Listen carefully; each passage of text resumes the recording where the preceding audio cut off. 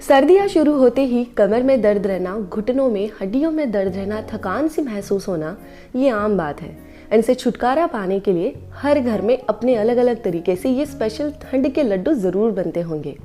आज मैं आपके साथ मेरा तरीका शेयर कर रही हूँ इन्हें बनाने का, जिसमें चीनी का इस्तेमाल हम बिल्कुल नहीं करेंगे, तो ये आपके लिए बिल्कुल हेल्दी सा ऑप्शन हो जाएगा।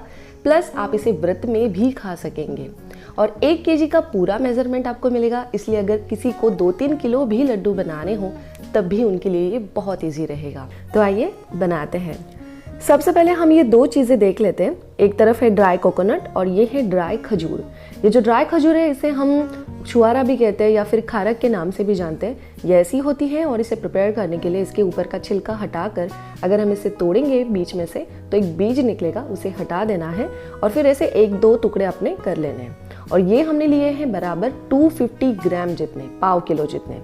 फिर एक तरफ है सूखा नारियल जिसके लंबे स्लाइस मैंने कर लिए हैं, जिसे हम चिवड़ा में डालते हैं। ये भी 250 ग्राम जितना है। ये दोनों चीज़ें हो गई। इसके बाद अब इन दोनों को हमें पीसना है। आपको एक क्विक टिप बताती हूँ, हम इसे घर पर ही पीसेंगे, लेकिन दिक्कत ये है कि ये जो खारक होती है ये काफ़ी ज़्यादा हार्ड होती है। अगर सेपरेट इसे पीसने जाएंगे तो हो सकता है कि आपके मिक्सी के ब्लेड्स टूट जाए या बहुत ज़्यादा आवाज़ आए। ऐसे में अगर आप इन दोनों को थोड़ी थोड़ी क्वांटिटी में लेकर एक साथ पीसेंगे तो इनकी मिक्सिंग भी प्रॉपर तरीके से हो जाएगी और पाउडर भी बहुत अच्छे से बन जाएगा, मिक्सी भी सही सलामत रहेगी। तो लीजिए, ये सारा पाउडर मैं बनाकर एक तरफ कर लेती हूँ।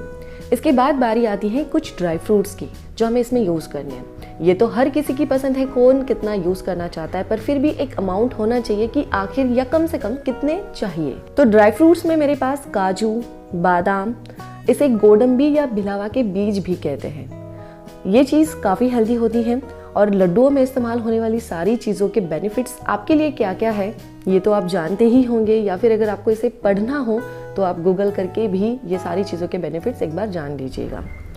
तो मैंने यहाँ पर गोंद और ये 4 तरीके के ड्राई फ्रूट्स जो लिए हैं, इन सभी का टोटल वेट 250 ग्राम्स जितना है।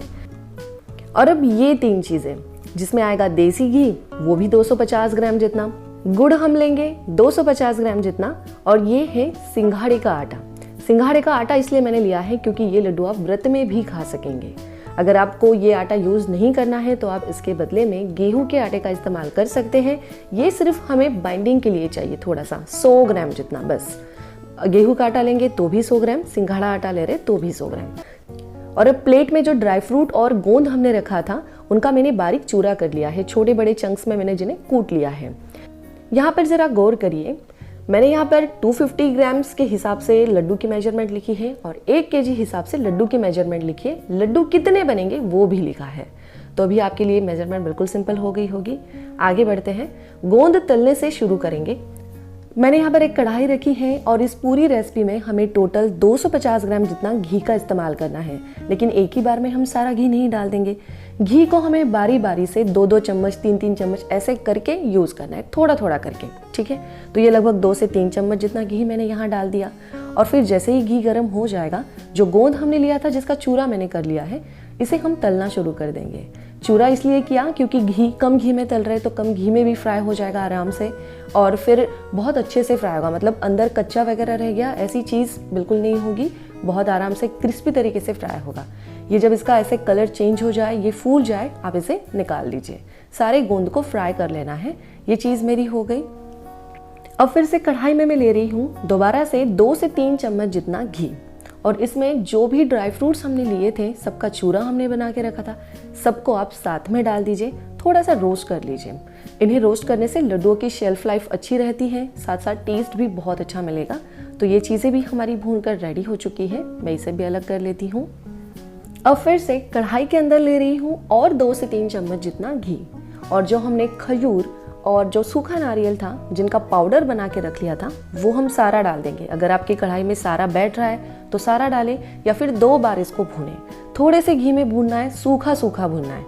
मतलब आपको ये चीज़ ध्यान रखनी है कि जो हमने 250 ग्राम जितना टोटल घी लिया है उसको बारी बारी करके हमें यूज़ करना है और लास्ट में जो आटा भूनना है हमें, उसके लिए घी आपके पास ज़्यादा बचे, इस बात को थोड़ा सा ध्यान रखें। मतलब ऐसा ना हो कि आपने शुरू में ही बहुत सारा घी यूज़ कर लिया और आटा भूनने में आपके पास घी बचा ही नहीं, ऐसा ना करें।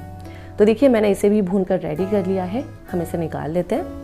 अगर बीच में आपके पास समय है तो ये जो फूला हुआ गोंद है बिल्कुल क्रिस्पी हो जाता है, इसको थोड़ा चूर कर आप इसका बिल्कुल चूरा कर लीजिए।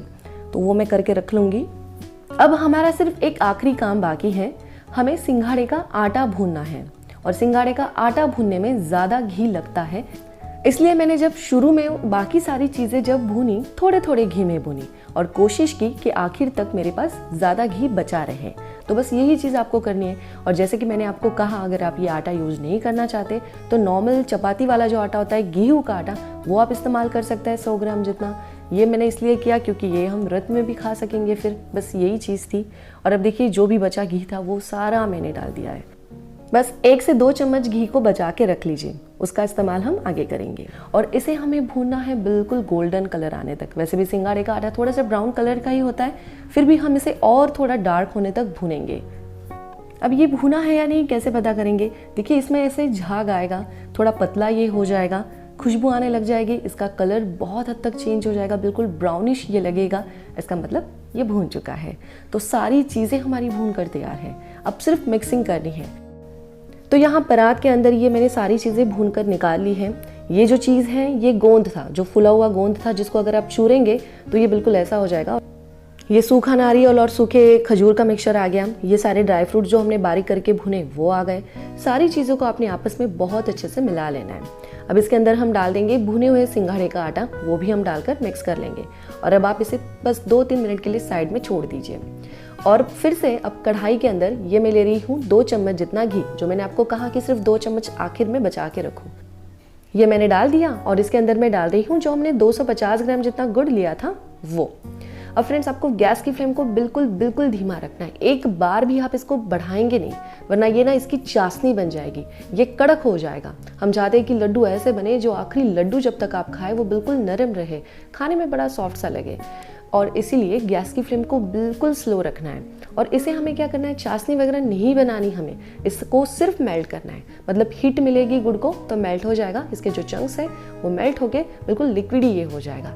बस वही हम चाहते हैं। जैसे आपको नजर आ जाए कि ये ऐसा हो चुका है, तुरंत गैस बंद। और ये मिक्सचर हम डाल देंगे हमारे मिक्स किए हुए लड्डू के सारे मिक्सचर के अंदर और सभी को साथ में मिक्स करेंगे। ये मेथड अभी मैंने आपको और भी ईजी करके बताया है। पिछले साल जो मैंने आपके साथ रेसिपी शेयर की थी, ये सेम रेसिपी थी, लेकिन उसमें मैंने आपको लास्ट में एक अलग तरीका बताया था जिसमें लेयरिंग करनी थी। तो आप चाहे तो वो रेसिपी भी देख सकते हैं, लिंक आपको डिस्क्रिप्शन बॉक्स में मैं दे दूंगी। और अब यहाँ पर सारे मिक्सचर को अपने हाथ से बहुत अच्छे से मिक्स कर लेना है। ये थोड़ा गर्म होता है, लेकिन हाथ से रब करेंगे तो प्रॉपर तरीके से मिक्स हो जाएगा और ये बहुत शानदार लड्डू बनेंगे। और सारे लड्डू एक ही आकार के बने, इसलिए मैंने एक छोटा कप लिया जिससे नाप के मिक्सचर को लिया और फिर हाथों में थोड़ा प्रेशर देते हुए आपको एक गोल गोल लड्डू बनाकर तैयार कर लेना है। बहुत सुंदर लड्डू बनता है, खाने में इतने टेस्टी लगती है कि आप एक के बाद एक बस खाते ही रह जाएंगे। इसमें मिठास परफेक्ट है, हर चीज़ का एक परफेक्ट मेजरमेंट है, जिससे एक चीज़ कम हो गई एक ज़्यादा हो गई ऐसा कुछ नहीं होगा। और लड्डू आखिरी लड्डू जब तक आप खाएंगे ये ऐसे ही रहेंगे। सो आई होप लड्डू की रेसिपी के साथ मैंने जो आपको छोटी छोटी टिप्स बताई वो आपको बहुत काम में आएंगी और इस साल आपको ये जो सारे तकलीफ़ें होती हैं इनसे छुटकारा मिल जाएगा। अगर आप लोगों को हमारी आज की रेसिपी पसंद आई हो तो प्लीज़ इसे लाइक ज़रूर करें, अपने दोस्तों के साथ शेयर करें। सो मिलते हैं नेक्स्ट रेसिपी में, तब तक के लिए बाय बाय।